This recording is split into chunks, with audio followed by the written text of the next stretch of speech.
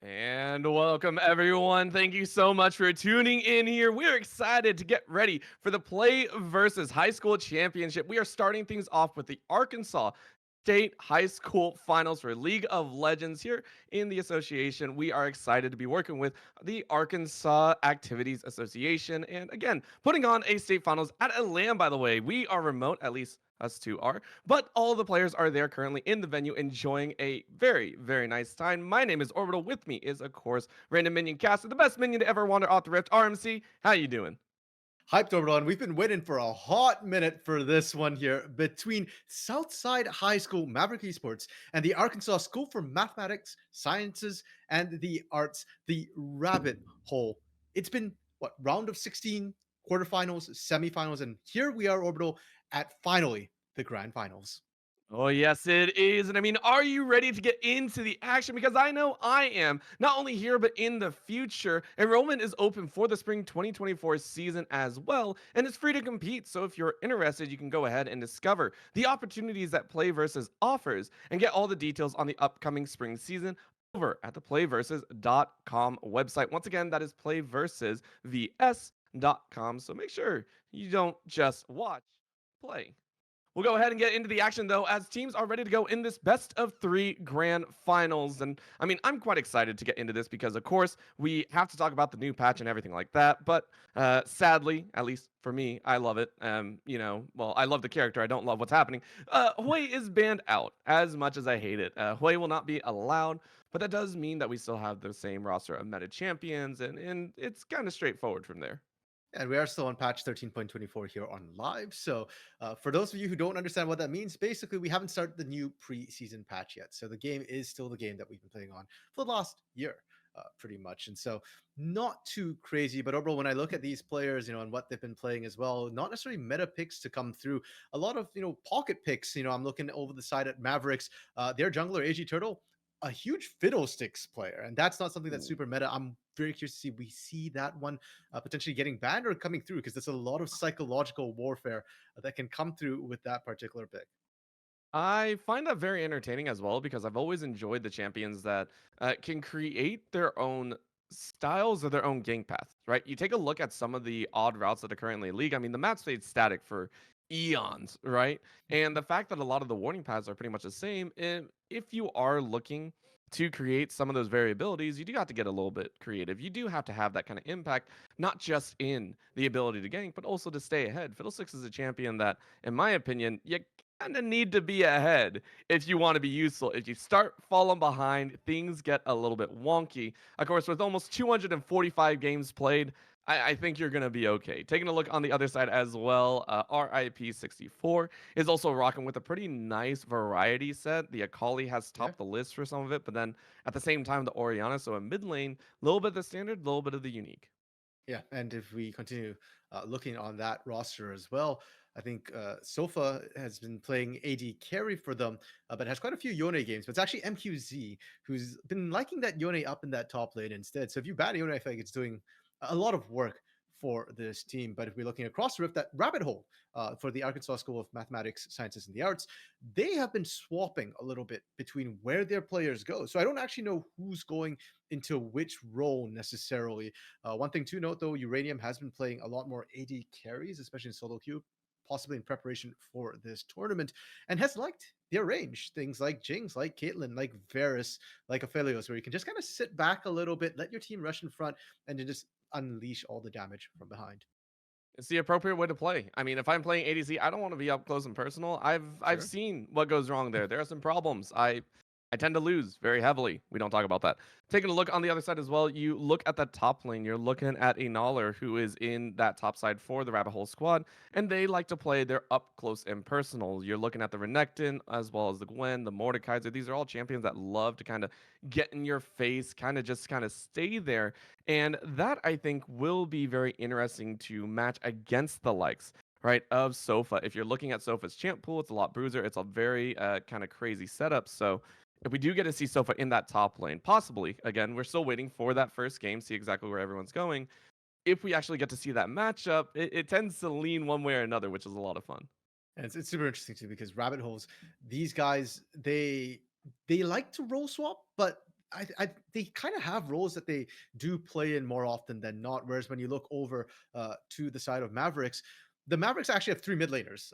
We mentioned Sofa, of course, MQZ, and Rip64. All of them are actually mid laners. So two of them are off rolling on this tournament as well. And I believe Sofa has been playing AD carry through most of this tournament, and MQZ has been Right. playing top through most of this tournament. So there's a chance that an hour can use their experience in that top lane, since they play in the top lane more frequently, to find some advantages over MQZ, who is being flexed up there specifically for this tournament. Yeah, I mean, I like to talk about the random pieces, the what could happen, what could actually. Nah, listen, we're gonna go by the stats. We're gonna go by those stats and see exactly what comes out because this is the grand finals, right?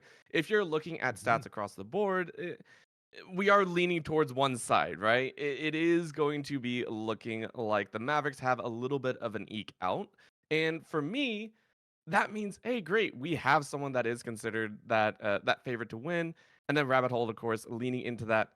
We got the underdog value, that underdog opportunity. It's a best of three. If you get a jump in cheese in game one, hey, you get that leg up. You take game two off of that surprise factor, and suddenly you're the champions.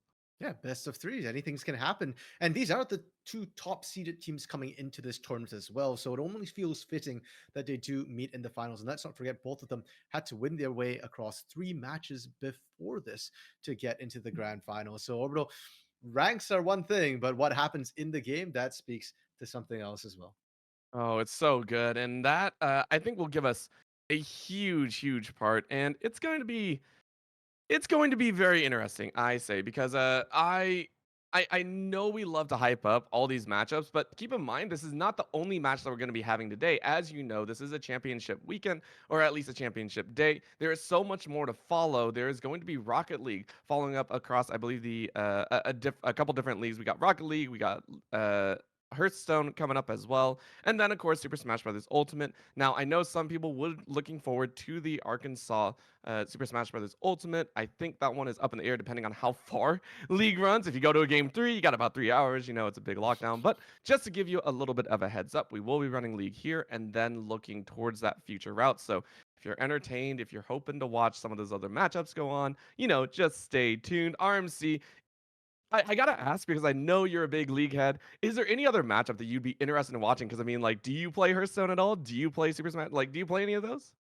Not really, but I do enjoy watching Super Smash Bros. You don't really have to know too much about it to be able to enjoy it. So I'm kind of watching to see how that one's going to go as well, up in the air, because I'm hoping we get to watch some of that quick action. Unfortunately, Orbital quick it has not been, at least for this League of Legends segment so far.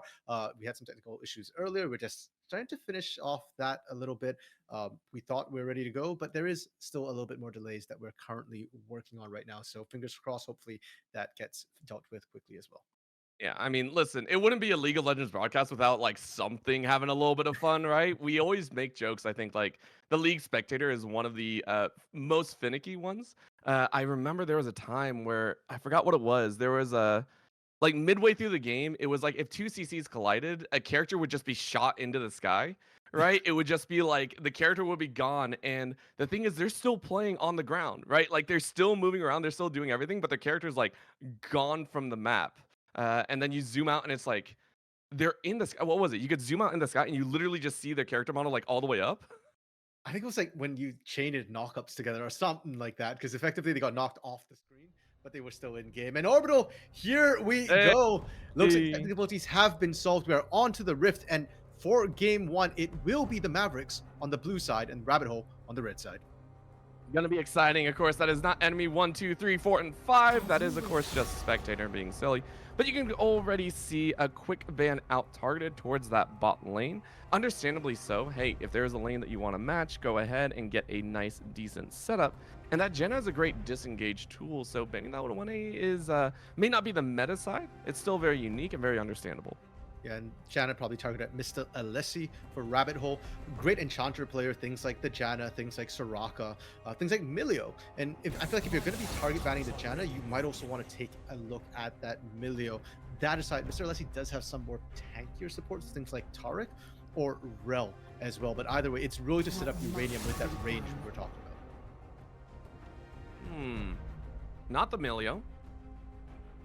Not the Millie at all. It's Soraka. It's like, okay, no, listen, Yeah. we're gonna keep going with that same idea of, hey, you're a little bit safer in the bot side? We want to take some of that safety away. The Viego on the other side, though, the assassination attempts, not going to be available. So what do they want to ban next? Do they want to keep looking in that jungle role, or do they want to look elsewhere? A lot of ideas floating around in their heads. It is going to be that jungle focus. AG Turtle not getting their way right now.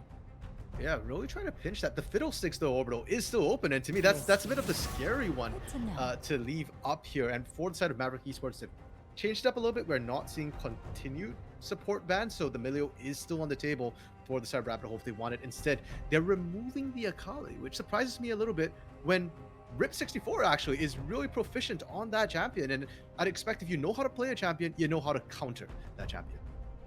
It's got to play one or the other. Make sure that if it works to the other side, maybe you just don't want to give it over. And there it is. You were wondering about that pickup and if it was going to be let through. No, you do not get anything. However, you look at that switch up and you say, okay, you want to target ban the entirety of the jungle? Cool. We'll look at that top lane. The Yone locked in front and center. Blind pick, the absolute confidence. The fun part about that pick, Orbital, is we mentioned Rip64, Sofa, MQZ, all of them play this. It's traditionally gone to that top lane for MQZ, but I'm seeing Rip64 up there. So that is a flex pick. You could even throw it into the bot lane for a kill lane if you wanted. Rabbit Hole, on the other hand, they've picked up the Zac for Geico can save. Really good ganker, but one thing to keep in mind with Zac is the early levels, he is punishable. He's got that passive, that cell division with a second life, but not so much damage. So especially pre-level 5, the Zac ganks, they might not hit quite as well. Your elastic slingshot doesn't have amazing range. It's a bit touch and go, and I'm kind of curious. Ooh, okay. Oh wow. So the other side of it is for Zac, you do want to have a little bit of a beefcake to, follow behind him. Mundo's one of the best.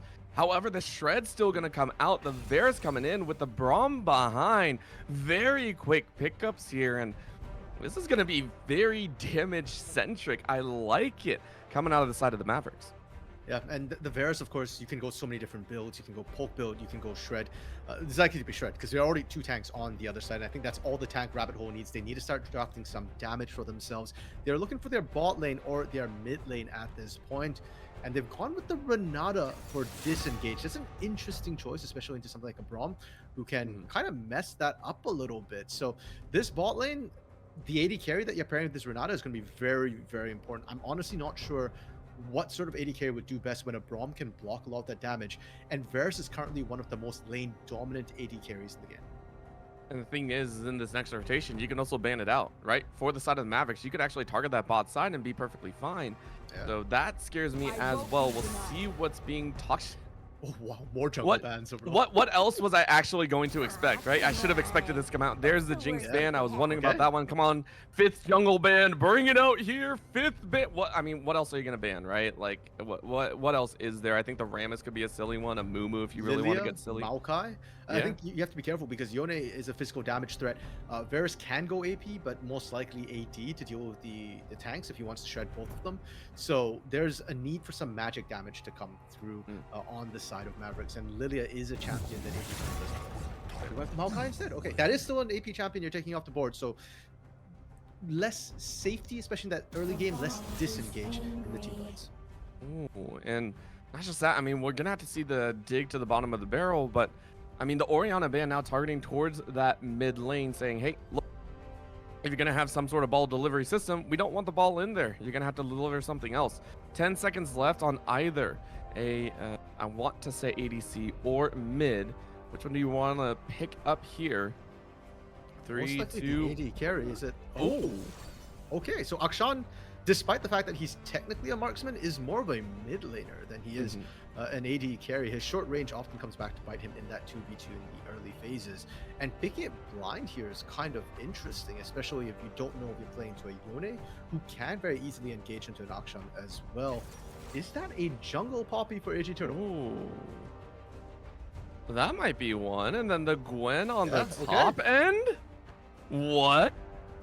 Very nice. I like that a lot. They needed some magic damage. They've got in the top lane against Dr. Mundo. Dr. Mundo can go toe-to-toe with Gwen early on, but she will quite quickly outskill, especially if you can get a kill or 2 under her belt. The Yone I've mentioned does fine into Akshan. So then what does the Rabbit Hole want to drop for the bot lane? Are they going to go something like a Caitlyn where you can hopefully look to outrange?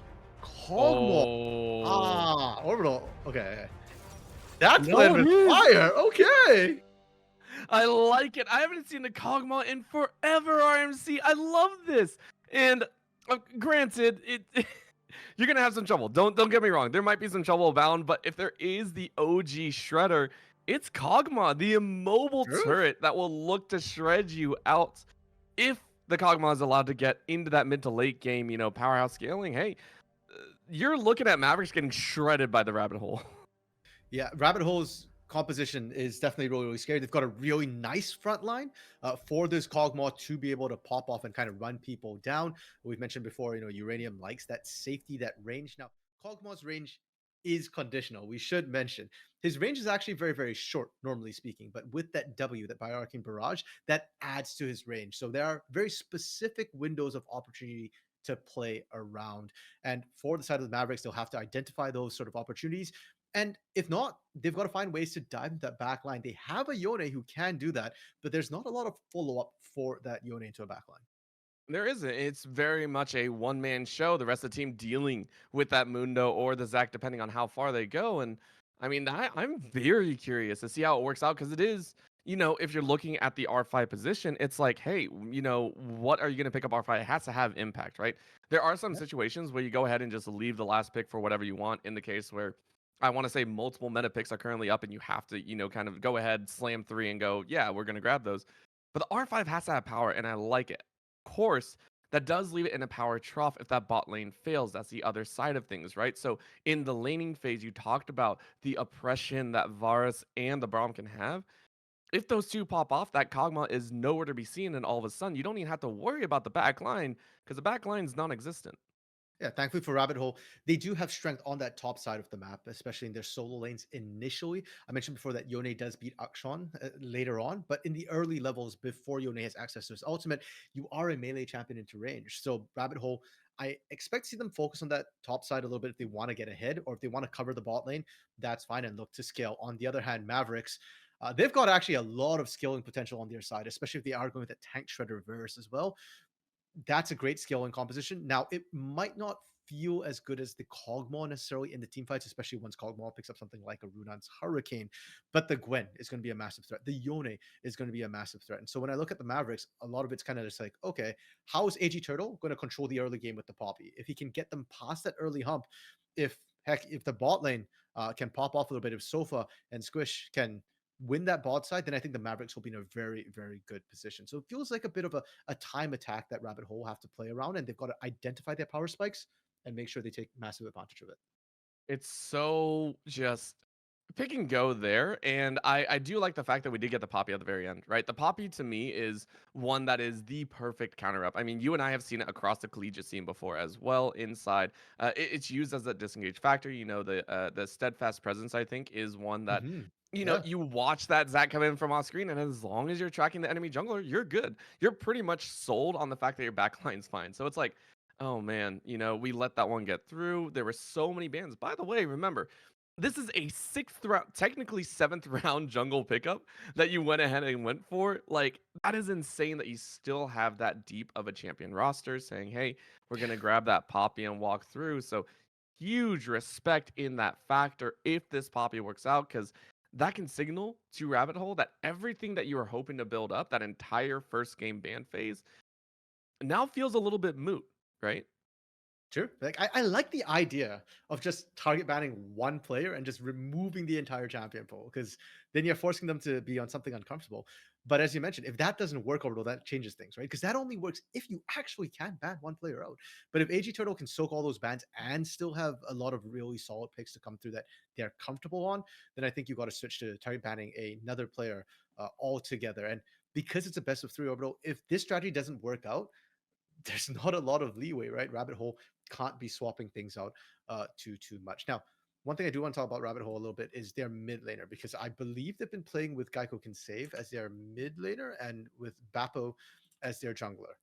Geico Can Save is their highest ranked player on this team, and with that Akshan that uh, kind of got blinded. Like the Yone got picked first, but you weren't sure if the Yone was going mid. I do feel like it is on Geico Can Save 15 to be able to get the advantage with this pick and kind of show that, hey, I have the highest rank on this team for a reason.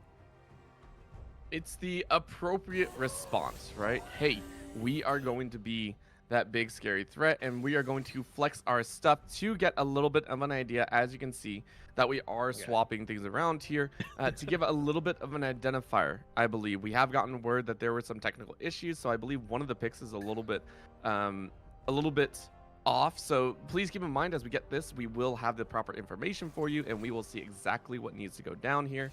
I believe we are okay. So don't worry, that is not a Zach top and a Mundo jungle. I think we are Are you getting sure things about situated. So, that? so we'll get things changed up here as please do let that sink in. Just really, really, think about that one.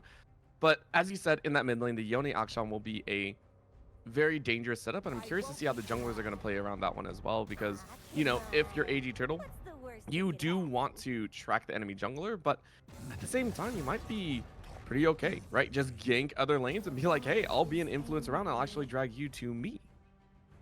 Yeah, and overall, I'm actually thinking, okay, I know you said don't get baited by the Zach and Mundo. It's probably not swapped around, but if it is swapped, it actually would make a huge difference, especially into that mid lane, because Mundo ganks are kind of not as potent as Zach ganks later on. Once you hit that level 5, once you've got 3 points in the elastic slingshot from Zach, that's when you get those ganks that seem to seemingly come out of nowhere, like a screen away. He just comes flying in, and that's what makes Zach such a potent ganker. Mundo doesn't have that. Mundo walks at you. Now, he walks at you very menacingly, yes. He walks at you with a cleaver in hand, yes. But he walks at you nonetheless. So for now, they have swapped back. It is going to be Zach in the jungle, Mundo in the top lane, where he gets to walk menacingly at Gwen and only at Gwen. It's the appropriate response, right? We were sitting there like, no bait today, no problems, right? No worries. But that does give us a little bit agency in that jungle role. I'm still curious how it's going to break down. So in your eyes, RMC, now that we got a little bit of time, I want to ask to start, which lane do you think is going to have the most focus between these two teams? Where are we going to see the most action just in laning phase specifically? Maybe not with AG Turtle and the junglers actually intervening, but where are we going to see that major focus from, maybe excess early game action? Well, if it has to be a lane orbital, I'm thinking it's going to be the bot lane. Because if we think about the Vans, Rabbit Hole banned 5 junglers, and Mavericks banned 3 bot laners, 2 supports, and 1 AD carry. So it feels like they kind of wanted to pinch that bot lane pool. And when you see something like a Kog'Maw, one thing to keep in mind is Kog'Maw can be killed early game. He's kind of squishy. He does take a couple of items to really come online. So with the focus that the Mavericks put down, I'd love to see them really punish that bot lane early, get your Varus, that winning lane for yourselves, going right from the get go. All right. Well, there you go. Some eyes looking towards that bot lane. Now, if you're trying to get ahead in the others, though, when we're talking about the side of Mavericks, because they do have very damage heavy top and mid, and we talked about the fact of all the lanes that may lean in favor of Rabbit Hole, it would be that top. The Mundo can sustain through a little bit early. Maybe you have some good, maybe 60-40 kill threat. Would we want to see AG Turtle actually head up there? Maybe get the Gwen ahead and get that steamroll that we were talking about mid to lane on air faster? Or are you just going to leave that one? Or are you just going to be like, hey, just let it go? That's a nuanced question overall, because on one hand, it is the winning lane, right? Mundo can go toe to toe with Gwen fairly early on, has a lot of base stats built into his kit, has percent health damage with those cleavers as well, and the ability to run down. But if anything, I actually would rather see more attention focused into the mid lane, where we see the Akshan Yone matchup, which is a lot more Mm. volatile, and that one should be a winning matchup as well, ranged into melee. With something like a Zac, because Yone is melee, he has to step up. It's an easier gank to pull off, and because they're lower health, it's easier to have more of an impact. Top lane, by all means, if you see that Gwen is kind of low on health, Rip 64 is vulnerable, go for that gank. But if you want a higher percentage play, mid's probably a little bit easier to pull off. So many different options here. The Zac is going to have their pick of the moment wherever they do decide. You got to get through the jungle, though, and I do expect the Poppy to be a little bit annoying. Are we going to see the invades come out here from that Yeah. Poppy? Because I know from personal experience, if you play Poppy well and you know what to do, you have a surprising amount of early game damage, right? And you have a lot of sustain behind. Do we get to see the invades? Do we get to see the likes of Mavericks try and force out Rabbit Hole and keep that Zac kind of pushed behind? I feel like if we saw a full 5v5 invade overall, that would be really fun. And that would also be a massive coin flip because both these teams have their strong points in the early game. So instead of a full 5v5 overall, I kind of actually want to see Mavericks just go for a delayed invade with the Poppy and the Braum because Braum is incredibly strong level one. That Frostbite, the ability to get that concussive blows stacking, combined with Poppy's high damages onto something like a Zac who doesn't have great early game, definitely could punish and set that Zac very, very far behind. And unfortunately for Renata, she'll be great for the disengage. But if you're actually going all in 2v2, she's not that good at level 1 compared to the Braum. She does have the range though, and a good handshake could disengage and keep both melees, both Poppy and Braum, away from finding their fight. I like the fact that we do have to point that out. It's like Renata Glass is just kind of there, right? The main reason you do pick it is for that level 6, right? That hostile takeover that can be a brutalization factor. And then you had pointed out the fact that even at that point, the Brahm's going to be stopping it all. And to keep in mind, once that ability is blocked, it's gone. It's the same with most of the projectile object. It's just like, I mean, really, how dangerous is a Braum hitting you? Like, let's be completely honest. You look there, it's like there's not too much worry. So, I'm very interested to see. I mean, how that bot lane works out. If we do see an early invade, that'll be silly as well. I do expect these teams to have also known each other, right? You talk about the fact that this is the first versus second seed, the highest seeds in the entire tournament. We hope to see them face off in extravagant manner as we are on to the Rift once again. It is Maverick Esports on the blue and Rabbit Hole on the red in a best of 3 series for the championship. No hard commit from either side orbital as both teams are just feeling it out. We see Vapo and AG Turtle, just kind of saying hi to each other. But let's quickly run down who went to which lanes orbital because we weren't 100% sure coming into it. For Mavericks on the blue side, it is Rip64 in that top lane, AG Turtle in the jungle, MQZ as their mid lane this time, Sofa 3 as AD carry, and Squishy on that Brahma support. And on the red side, it's an hour in the top lane for Rabbit Hole. Bappo in the jungle. Geico can save 15. Is that minutes, dollars, cents? We'll find out this game. In the mid lane, Uranium 122 as their AD carry on Kog'Maw, and Mr. Alessi on that Renata as support.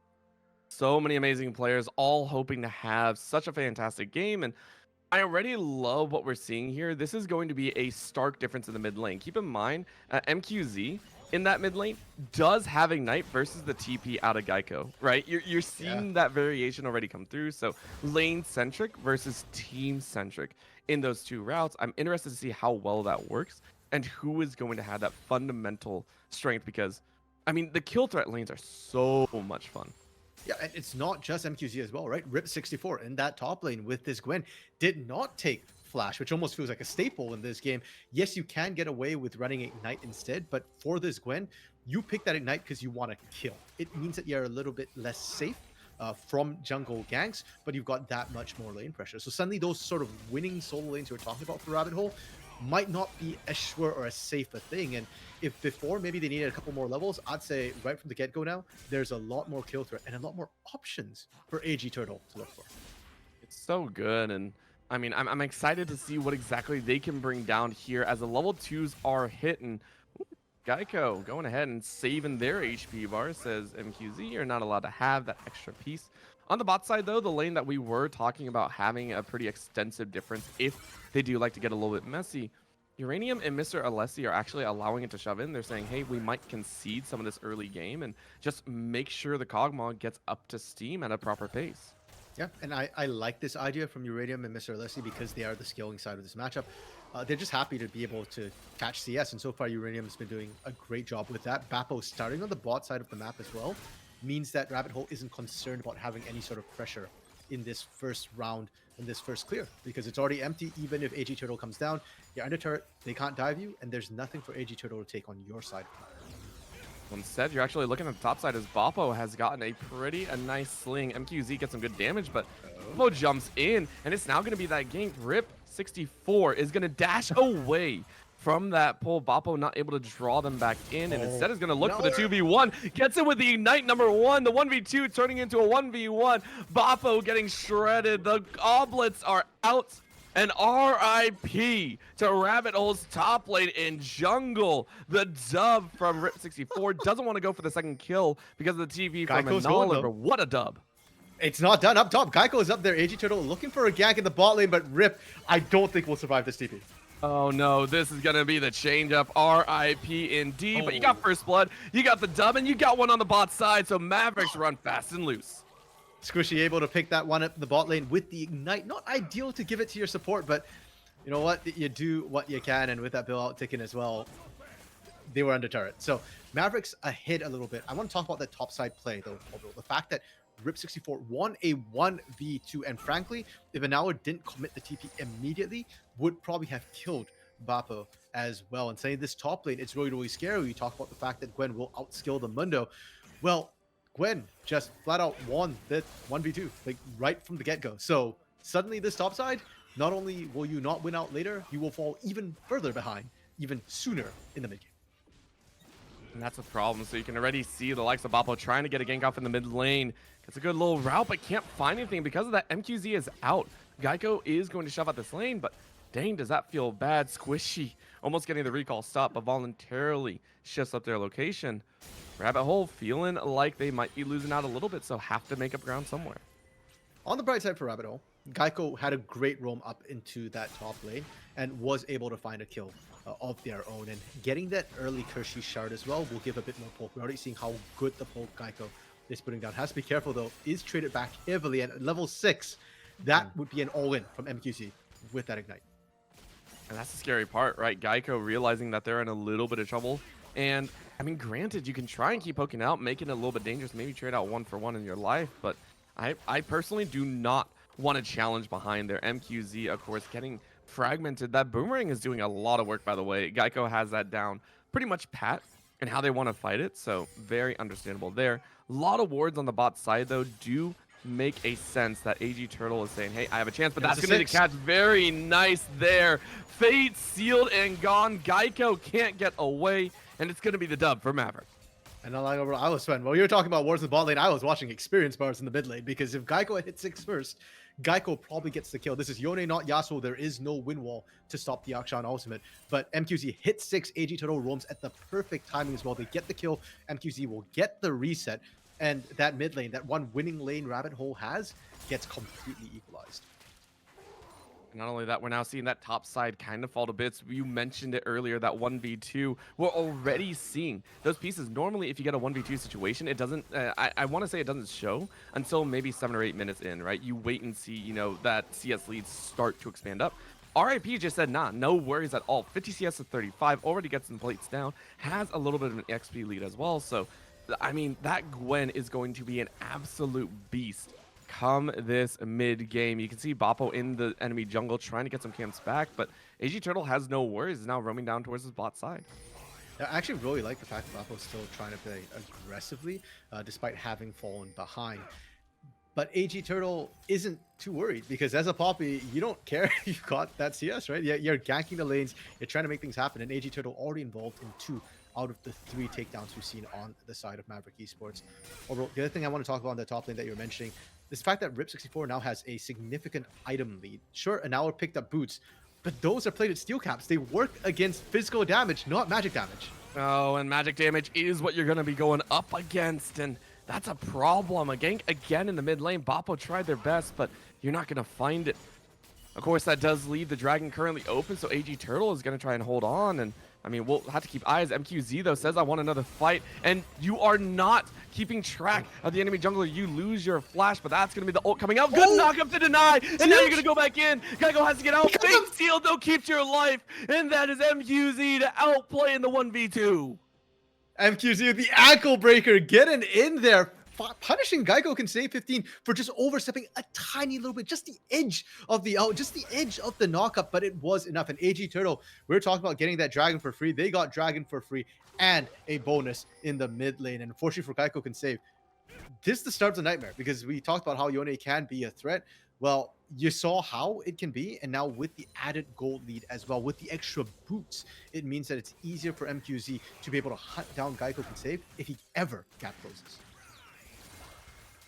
I'm terrified, right? Like, I am so scared anytime I see that go down. Yeah. Just watching MQZ have such a phenomenal time. And I expect it to get even worse, right? Bappo has now tried about 3 or 4 times to get a gank down, and it has not worked. Still sitting at 0-0-0. And, I mean, keeping pace in the farm game is good. Don't get me wrong, but AG has felt so much more impactful with so fewer appearances.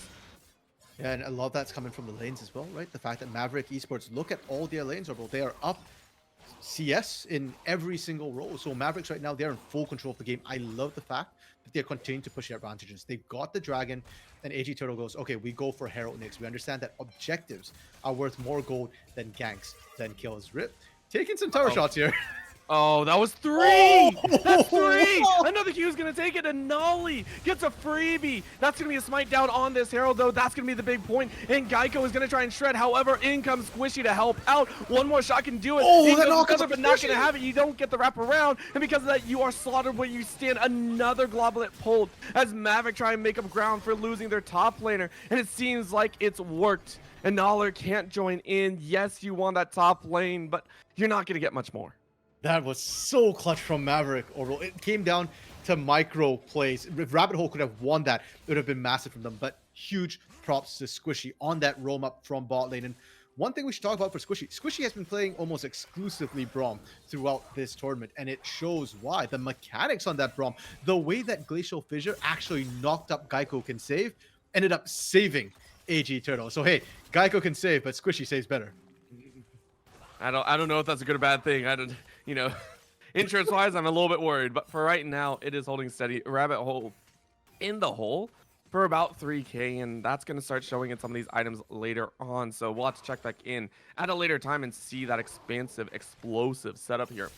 Right now, MQZ 3-0-1, looking for a fourth, as that's going to be a knock-up flash out, but the Fate Shield still catches, and it's going to be Geico to try and jump out. The residual burst damage will keep them low, just like a Noller who, Rip64 said, I'm right back in that top lane. Yeah, every time I feel like we're flicking over to these solo lanes right now for Rabbit Hole, and they are deep in the hole, and I don't know how they're going to climb back up right now, because Maverick Esports are not giving them any breathing room. Interestingly enough, MQZ actually picked up the Herald, so we'll be able to get solo plate gold for this charge, and this mid lane is just accelerating so incredibly quickly. Soon enough, Orbital, it's not just going to be Geico's problem. Soon enough, MQZ will be everybody else's problem as well, and Yone, if you can catch a 5-man ultimate, can literally 1v5 games. As a mid laner, or as any laner really, anytime you hear those kills go down and it's not in your lane, you're just like, I gotta deal with that in like 5 minutes. Like, I don't want to deal with that. I don't want to. Like, MQZ on a rampage, it feels expected at this point. And unfortunate for Geico, I think Geico Can Save 15 was thinking, I just bought my item, my legendary. I picked up Storm Razor. I have the item advantage. But up against a Yone who was at that point 3-0-1, had the experience advantage, you still can't afford to stand and fight. You've got to play back, you've got to play safe, and you've got to pull. Now MQZ picks up Kraken Slayer. What I'm looking for, Orbital, is whether or not MQZ starts feeling comfortable enough to dive turrets. Because if they do, that's an opportunity where Geico can maybe punch back. Kraken Slayer does more damage, but turrets will still hit like an absolute truck at this point. But if MQZ plays this safe and doesn't dive turrets, then I just feel like Geico Can Save 15 is in that hole, and I don't see a way for them to climb out right away. All right, RMC, you definitely don't know any Yone players then, because at this point, you're 4-0-1. You aren't thinking about should I dive or not. You're asking, how am I going to dive this? Like, come on, you know this. Fair enough, man, but MQZ has been disciplined. So, yeah, you're right. The question should be, what angle can I pull off to get that dive successfully? Or, as we can see, MQZ actually roaming out now towards that dragon that should be spawning just about any time now. Rabbit Hole is looking to respond, and I don't know if they're actually going to walk an hour down, but if they have an equal numbers, that's not a fight that I think they want to take. I think even unevenly, it would still be dangerous, right? Rabbit Hole instead conceding, saying, hey, this is just a mountain. It's not the soul just yet. We can give it up for a little bit longer. And honestly, Uranium and Mr. Alessi, I think that's a safer vibe as well. Again, they're still playing towards this play safe. Don't go crazy. And you will be granted an opportunity. Infernal Dragon, if you can get the soul as well, would be the evening source. However, right now in that jungle side on the top side, RIP, saying rip to your lives. Needlework gonna cross over three, and they're gonna bring it together. Fate Seal destroys them all as a Needlework claims 2-1 to Maverick as they slaughter the top side of the map. It's in their name, Orbital. They literally warned you, come up here and rest in pieces. Great collapse in from MQZ to be able to turn that. And you can see how strong these solo lanes are for Maverick Esports. And Or well, it's kind of defied expectations. We were looking at drop, we're saying, okay, Sofa, Squishy, they're the ones who have the winning lane. That's where we should look. But Uranium and Mr. Alessi have done such a great job neutralizing that lane. And instead, it's Rip64, it's MQZ, the ones who we thought would have a rougher early game who are absolutely popping off right now. And now, at this point, it's how long is it going to be until they're knocking on the doors of your inhibitors, right? 3, 2, and 1, Riftmaker already made. You have that mid lane MQZ, who is still yet to back, by the way, after that initial buy of the Kraken Slayer, so just picked up an extra amount of gold behind it. I'm scared for these towers. At this point, it's standing gold. It's free gold for whenever they choose to go for it. That will be the Herald coming up in a minute. If Maverick wish to grab that and just try and break open a lane, Rabbit Hole cannot play this safe game anymore. They need to be aware that the pace of the game has been accelerated, and they're not the ones in the driver's seat. So, Orbital, as I mentioned, the turrets, the outer turrets for Rabbit Hole right now should be going down in short order, especially in that mid lane. Top has already fallen. Now, this is not great for Rabbit Hole in that there's a lot of gold being funneled towards Maverick because of that. But it is an opportunity for them as well, because once those outer turrets go down, Maverick has to extend further onto the map in order to get the next set of inner turrets. And for Rabbit Hole, that's when the laning stops. The laning has not been favorable for them on this top side. They need to start forming a gang squad. They need to start moving together as a unit and picking off the isolated members of Maverick Esports. That's your opportunity right there, and it starts with vision. I would like to see the top side of the map lit up for them. This bot side, they've still got a turret standing. You still don't want a team fight, so I don't really want to see too many plays made around this bot side of the map for Rabbit Hole. Rabbit Hole might not have that choice, right? We see AG Turtle actually jumping in. And again, one of the tankier members, so able to ward off 1v3. But in the mid lane, it's 1v1, and we already know how that goes. Out goes the Hammer of Justice. And AG Turtle gets out flashed over the wall to keep safe. And again, it's Maverick with the dub. And a great keeper's verdict from Maverick bought so much time for Sofa to just wail away on this turret, not to mention the time taken where they were trying to find AG Turtle, couldn't find a kill. So now Rabbit Hole, okay, originally I said their bot lane stable, don't make the play around there. Well, that's collapsed. So instead of a 3-man gank unit, Orbital, Rabbit Hole, they just need to start grouping up together as 5. Uranium's done a great job farming up to now. And sure, you've got 44 more stacks on that call to go before it converts, or before you can cash out on the gold investment on that. But I don't think you've got the time to get those 44 CS. I don't think Maverick's going to give you any breathing room. At this point, I'm really watching. Like, MQZ is an assassin on the Rift, right? You're just wandering around, like, looking who you can kill. As long as Fate Sealed is up, which, against squishies like this, I don't even think you need it, but it's the hunt, right? There it is. Mr. Alessi and Uranium are like, oh, God, it's a 6-0-3 Yone. I really don't want to be here. They immediately give the full lane away. I'm like, all right, we'll catch another tower, and maybe that'll give us some respite. And if you can't 2v1 MQZ, one thing to know is MQZ has picked up Hullbreaker. So who's going to handle this split pushing Yone? Things are not looking good. And in the top lane, Rip dropping the Herald as well for additional push. Now, is going to get ganked, and this time MQZ is nowhere nearby.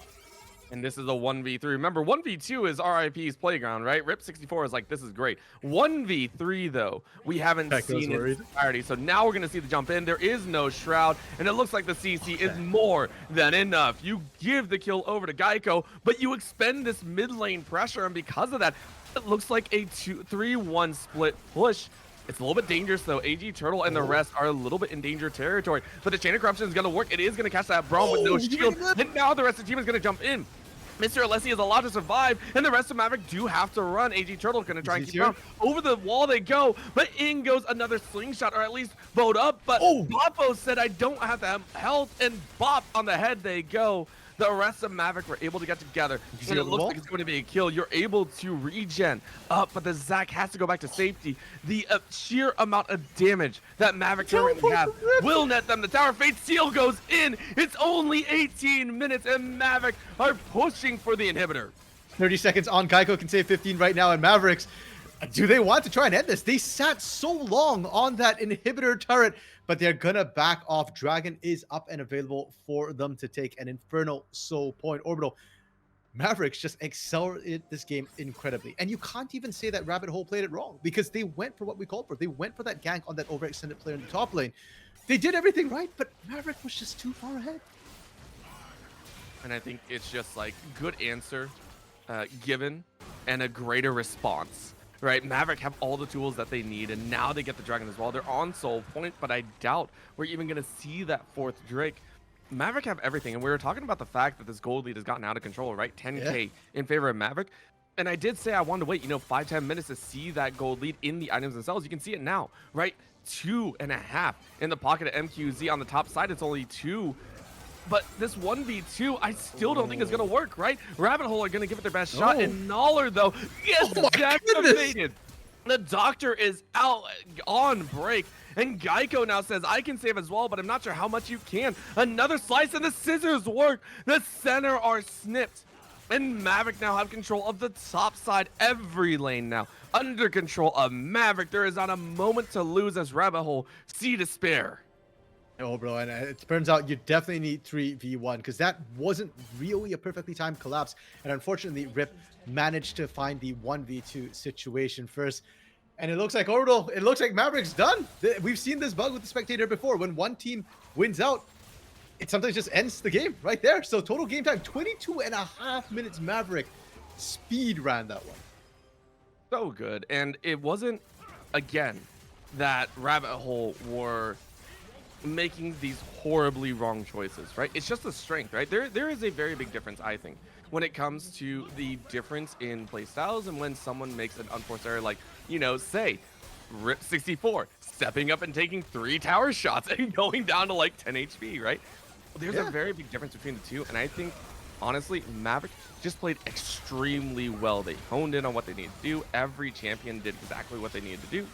Every player knew their breakpoint, so extremely well played from the Maverick side.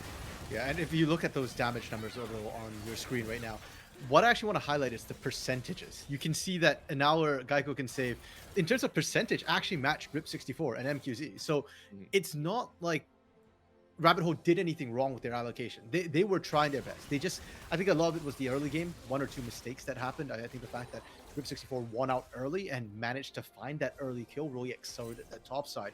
And for Rabbit Hole, I'm not sure exactly what you can change game style wise. If anything, the only recommendation I'm thinking right now is maybe don't 5-ban the jungle, maybe target MQZ a little bit. That Yone is just too scary. And props to AG Turtle. The damage numbers might be low for Poppy, but Poppy's a utility jungler. She don't care about damage.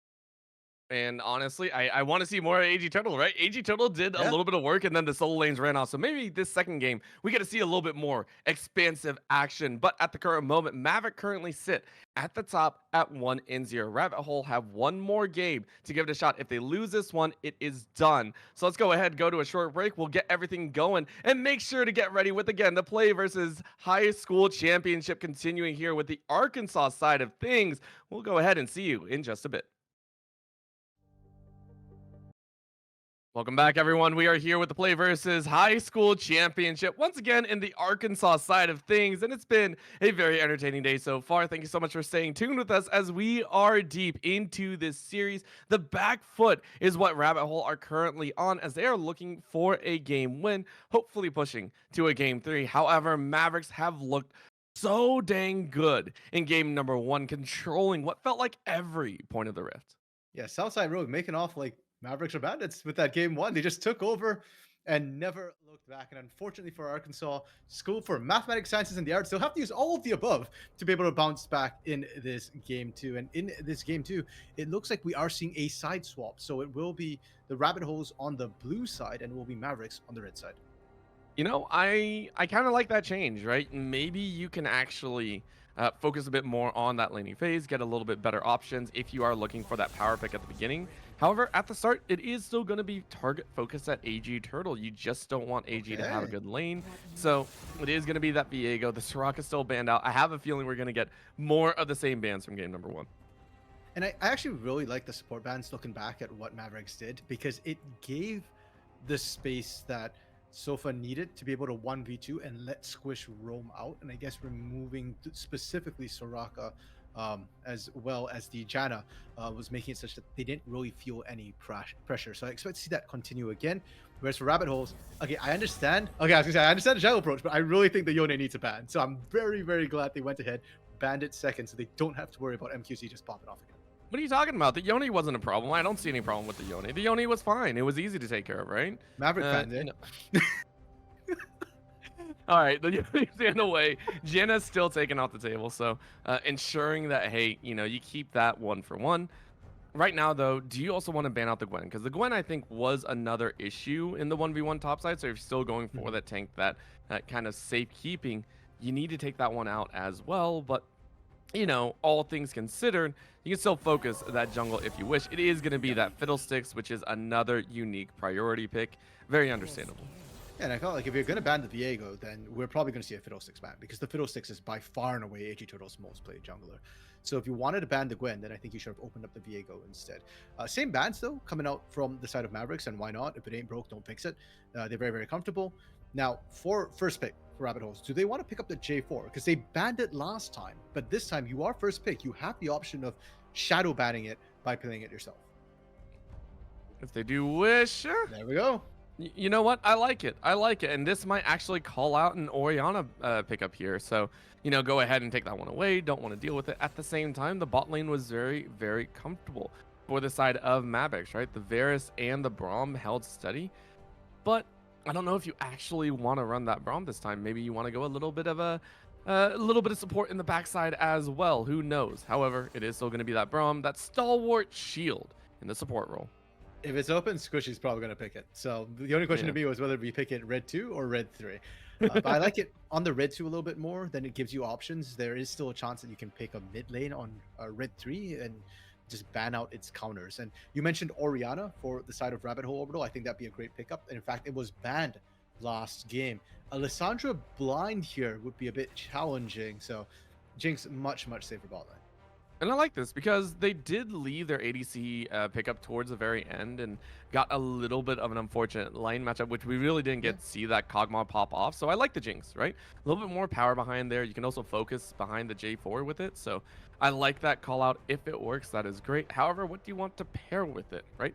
The utility supports are out if you wish to try and match right now. If not, you're looking at a little bit of difference. But there's the call you were talking about at RMC. The Milio is going to be locked in.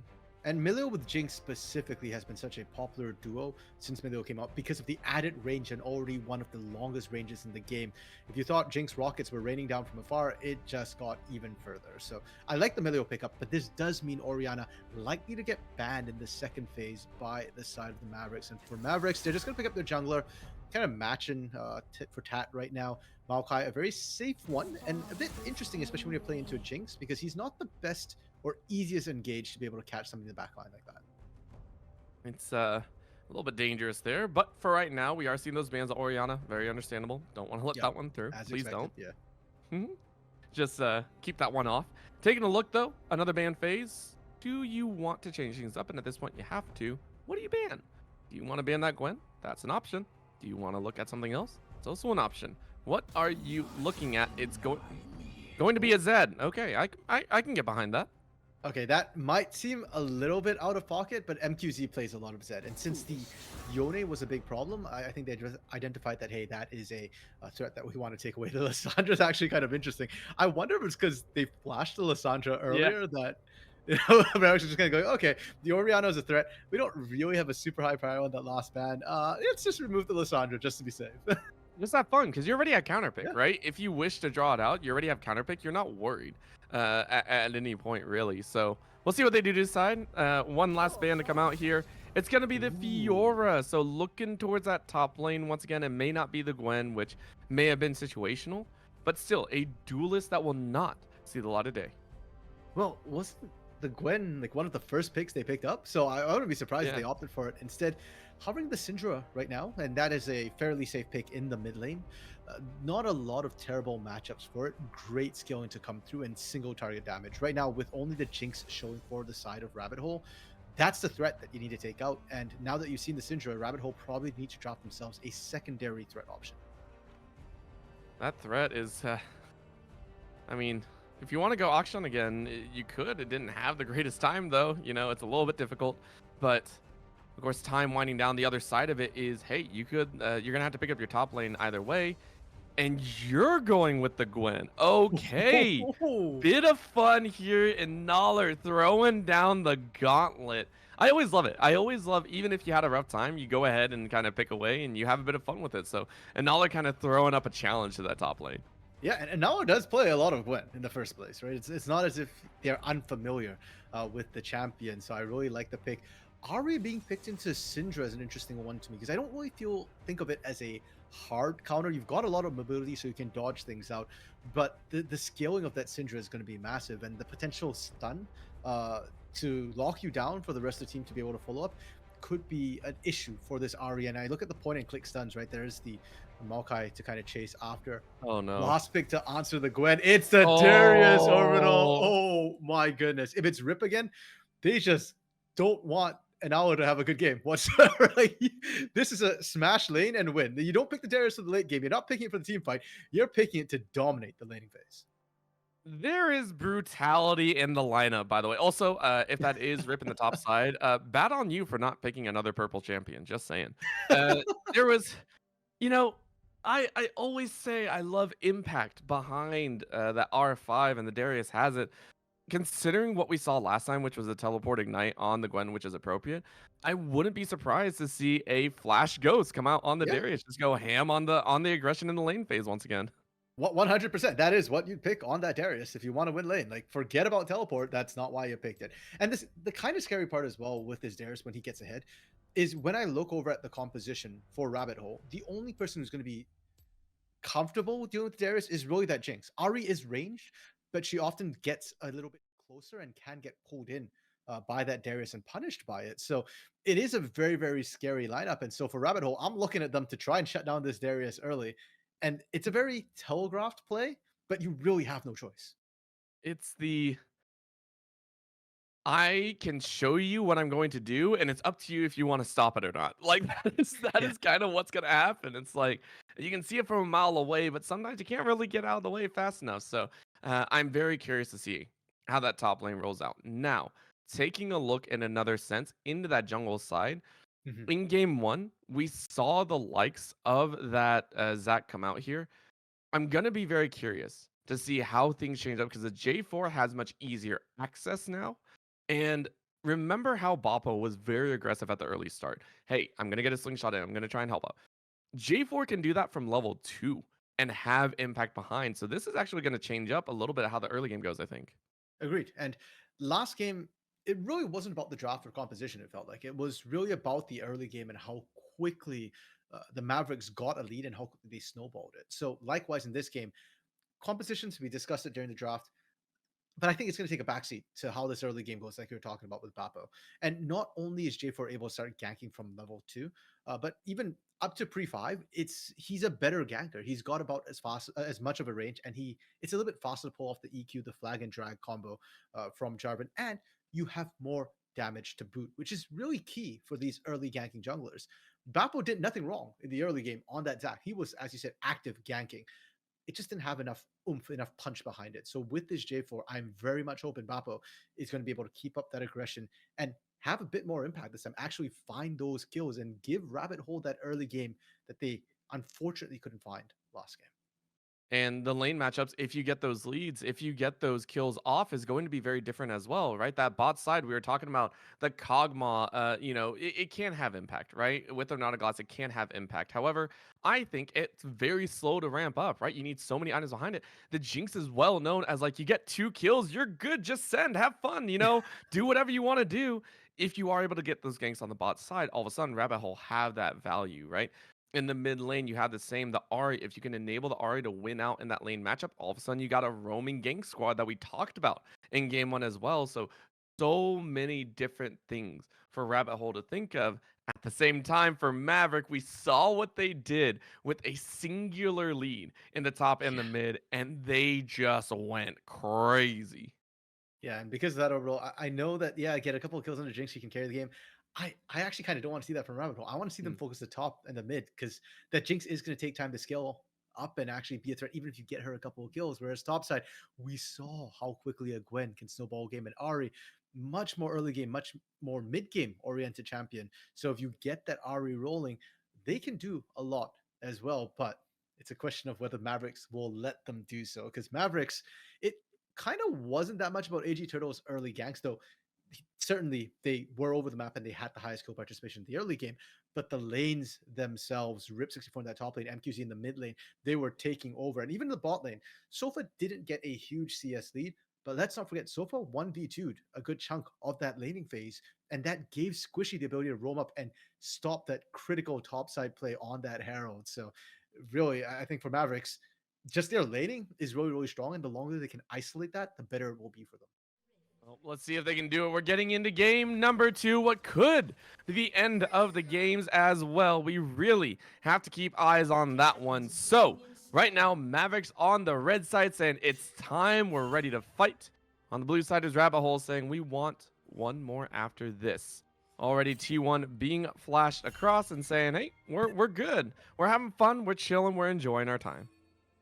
I love the fact that Rip's just like stepping up in that top side, threatening the engage. The fun thing with Darius is you can be willing to burn that ghost really, really early on. The cooldown on that is shorter than that of Flash. And for Rabbit Hole, I like the fact that Annuler has taken Ghost instead of Flash because, as we mentioned, the shorter cooldown, you can space a little bit better. What Annuler has to keep in mind now, though, is no Ignite here. So the early trades will still favor actually, not just the early trades. Almost at any given point of this game, Darius will still win the all-in if they're both starting from full health. I'm scared. I'm really scared. I don't like Darius's, man. Like, Darius's give me PTSD anytime I play mid. Like, as soon as I hear the first kill go down on a Darius, I'm like, I'm gone. I want to FF. I want to get out of this game. I don't care how far ahead I am. I also play Squishy, so it doesn't really help me. But there are certain things that just scare me. And right now, that is going to be that top side. In that mid lane, we already see heavy trading between the two. MQZ trying to lay down the Law, and Geico already trading out with those Spirit Fires. So a little bit of tag damage back and forth as Uranium on the bot side is also doing the same. Yeah, Bappo starting on this bot side here, but doesn't look like he's going for the level 2 gank into the bot lane. Has instead started clearing back up towards the Raptors. So it might be a full clear from Bappo.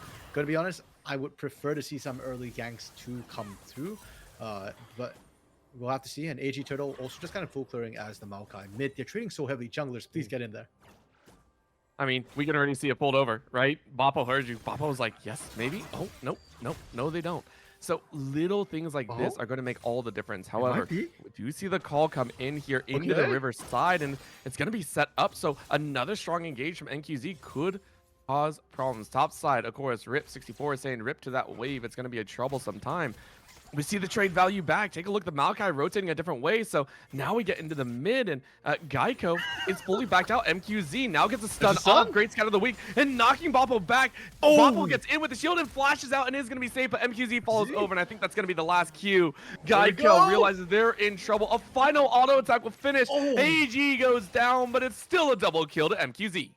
And Oro, that's why I was talking about that Syndra potentially being a problem for the R. You saw the CC chain come through, but it came down onto Bappo, and Bappo could not move, literally, to save their life. And by the time they flashed out, it was too little, too late. And now that MQZ picked up both those kills as well, Oro, it might not be the Yone, but I'm still sweating that MQZ's got leads.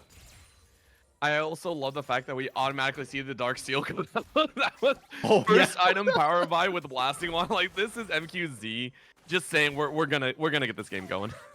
You know, and I don't blame them whatsoever. You've got great CC lockdown. You've got squishy tires to take out. And for AG Turtle, that should be a signal for AG Turtle to gank mid a little bit more frequently. We'll have to see if Rabbit Hole reads that and tries to counter gank. For now, though, they're just walking into this one.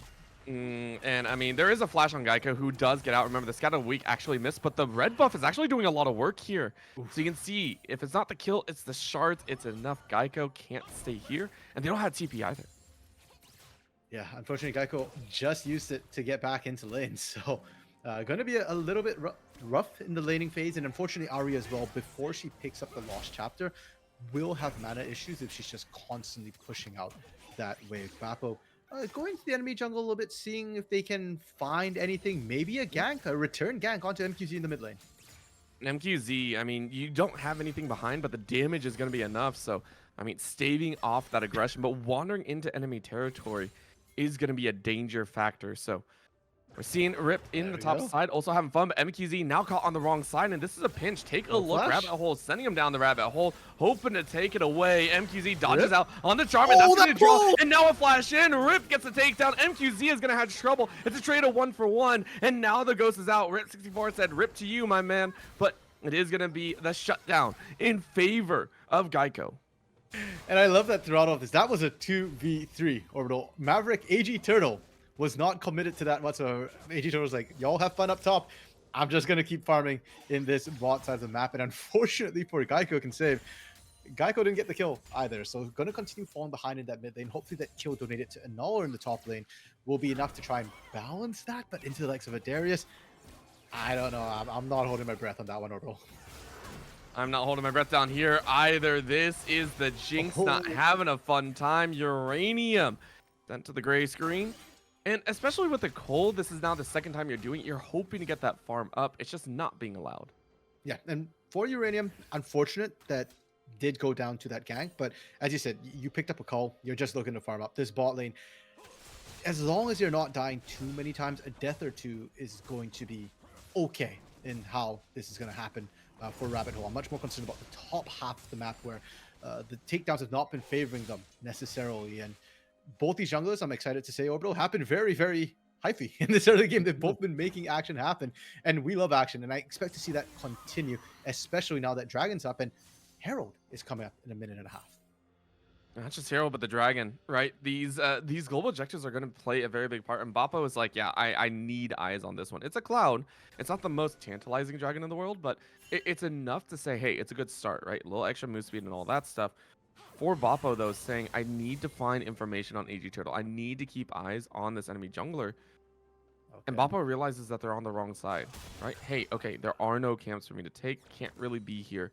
I'm going to go ahead and wander my way back out. Scout of the week, though, in the mid lane as MQZ. Ooh. That's just gone. Geico, once again, sent back to the fountain. Just the last tick there, and unfortunately, Geico can't save anyone. Couldn't save themselves. Bot side overall, though, Bappo, that's kind of a little bit unfortunate because Bappo saw that AG Turtle wasn't there and wanted to start the dragon. Won't be able to do so now that Geico can save is out. In fact, MQZ is just punishing Bappo for even poking their head into this mid lane. And that hurts, right? In more ways than one, right? Bappo was just trying to hold. You now can't even go to your top side, and that means that Rip 64 is allowed to go into enemy territory. This is a problem that will occur.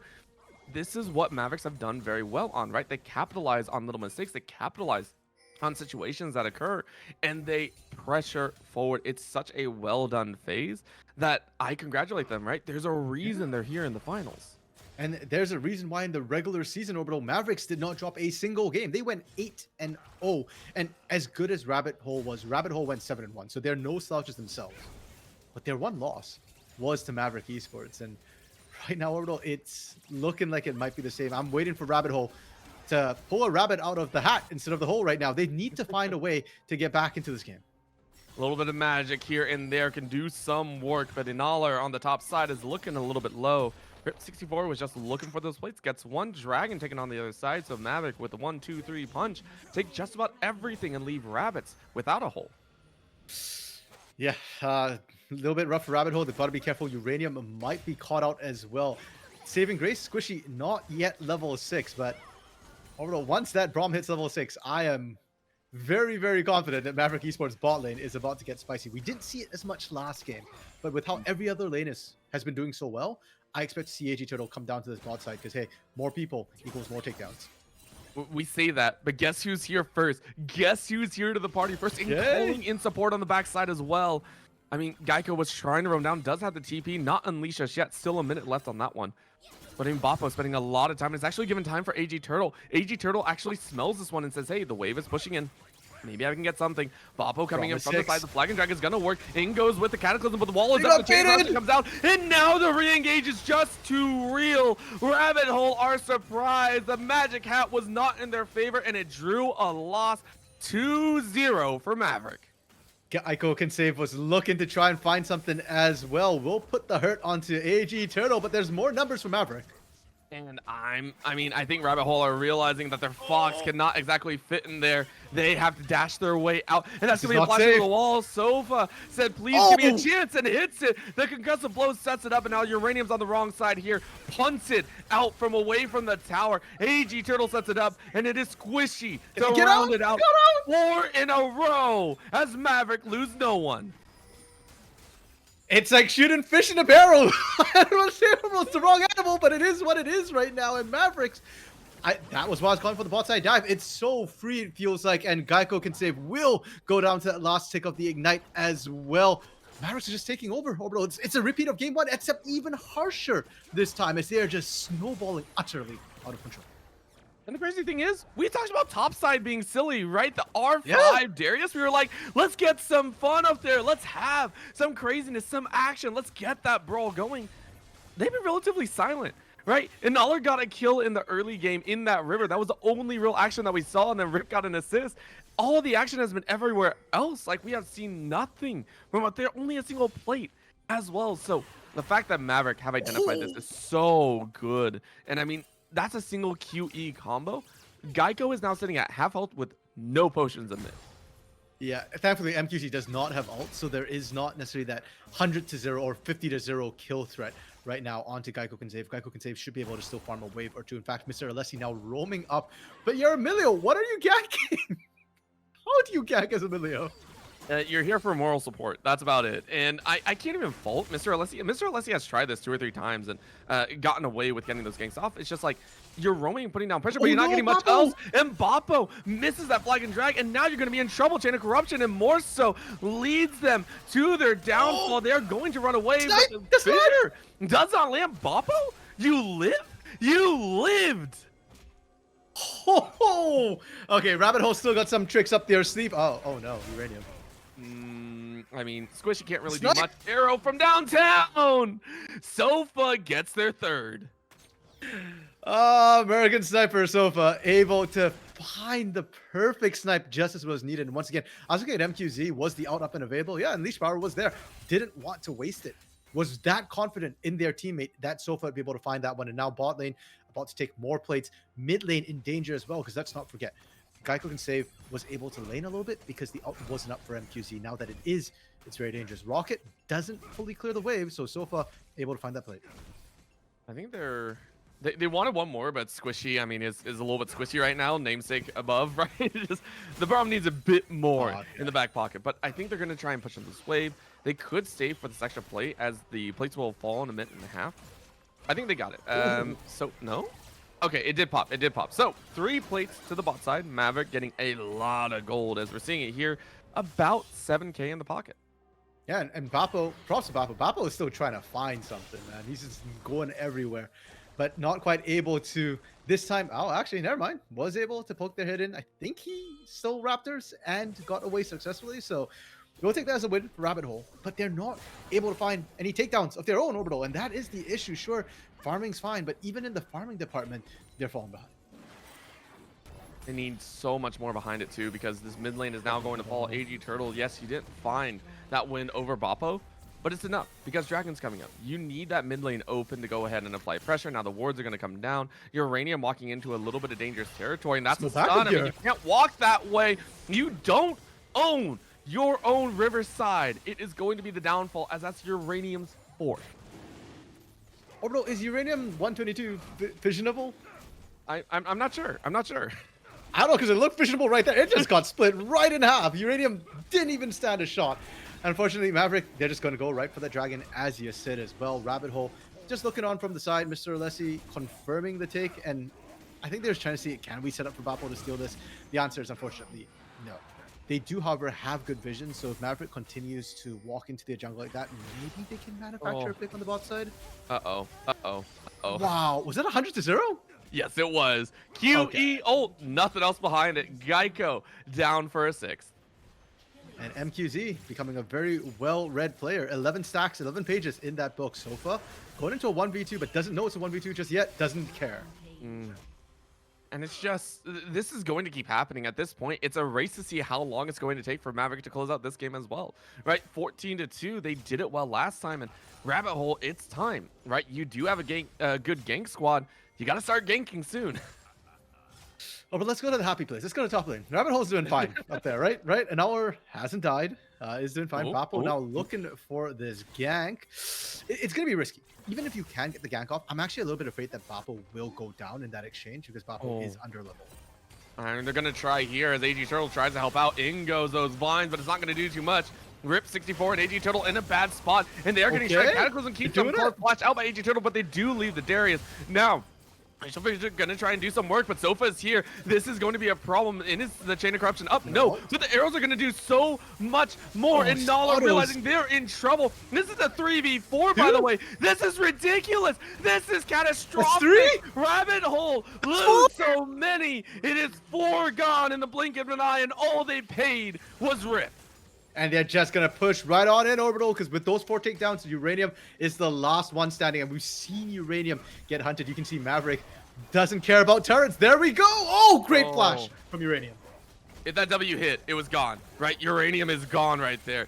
But they're trying to keep themselves alive as this inhibitor is now being pushed. Remember, this was Maverick last time they did it at about 17 minutes. It is such a crazy drop.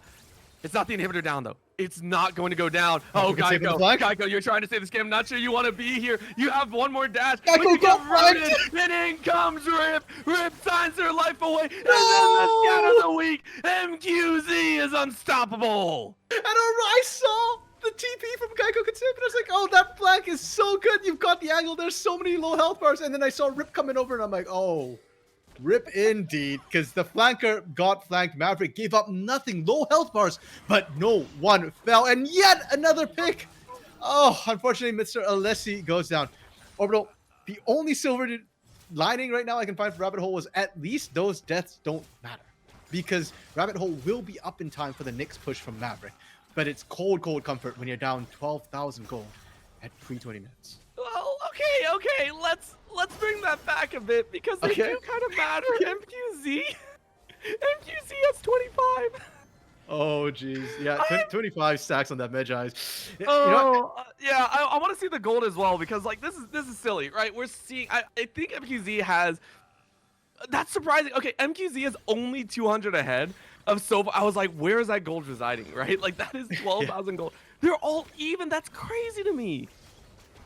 Oh, man, MQZ has already written their thesis. They're in high school, but they've already got that done. They've even got a 700 scholarship on them, so somebody please take that scholarship off MQZ. But who's going to do it? Bot lane, we see once again Geico can save just being pushed out, and that's your safest member, Rip, in a 1v2. I think we know what happens here. That is a heal and a half. Look at Baba. Baba's like, I don't want to deal with this. I don't want to deal with this. They got the kill, though. They got the kill, but what else are they going to lose here? This is going to be mid lane. Uranium getting powered down here, and that is a problem. Now we're going to chase into that mid lane. Another tether, another route, and this guy of the week does miss. Geico might be able to run away, trying to get through the teleporter, but it doesn't work. Mr. Alessi burning away right now, and I think that might be done. Enaller needs to get back to help out. They're trying to get a little bit of extra gold for the rest of the team. Saying, hey, we do, but Papa goes in. Papa, I don't think you want to do that. You get scattered into oblivion. The tower goes down, but you have lost the inhibitor, and it's 4v1. Problems have been abound, as I think that is GG. Maverick have done it once again. All that was running through my head, and that last push was, Anauer, please go home. Your people need you. You know what? Anauer got the turret, the only turret of the game for Rabbit Hole. So props to them for that. But congratulations to Southside High School Maverick Esports, because that was an insanely clean 2-0.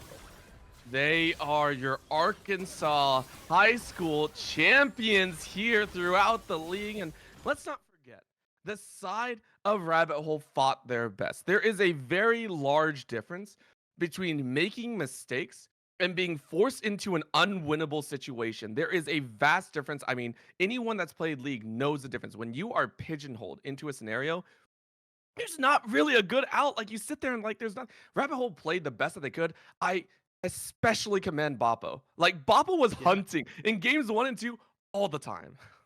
Yeah, never gave up, always looking for that action. But Orbital, props to them for not making unforced errors, but props to Mavericks for forcing them into that position. And with Mavericks too, what really impressed me was, yes, we keep saying MQZ because MQZ was the one picking up the kills. MQZ was the one popping off. But the entire team was coming together. AG Turtle looked incredible on that Maokai, constantly ganking, constantly making action happen. Sure, Rip didn't get the sort of kills he did back in game 1 on that Gwen, but despite that, the Darius was always putting pressure, locking on the top lane, even in the 1v2, even when they go down, they're taking time. And this bot lane, Sofa and Squishy are the lower ranked members on their team in terms of solo queue ranking, but that was not accurate whatsoever. Sofa, amazing snipes on that Varus in that game too. Love to see it. And Squishy's Braum was on point both games. The amount of times it stifled the engages. It felt like every time Rabbit Hole had an opportunity, the one stop in it was squishy. And for that reason, they are your champions. And maybe they look to do it again in the future because we are done here. The Arkansas High School State Championship is now concluded, and we loved every moment of it. Now, of course, that will be end for the broadcast. So thank you so much for tuning in. My name is Orbital. With me here has been Random Minion Cast, and of course, our awesome production side of Blasky. We will see you all later.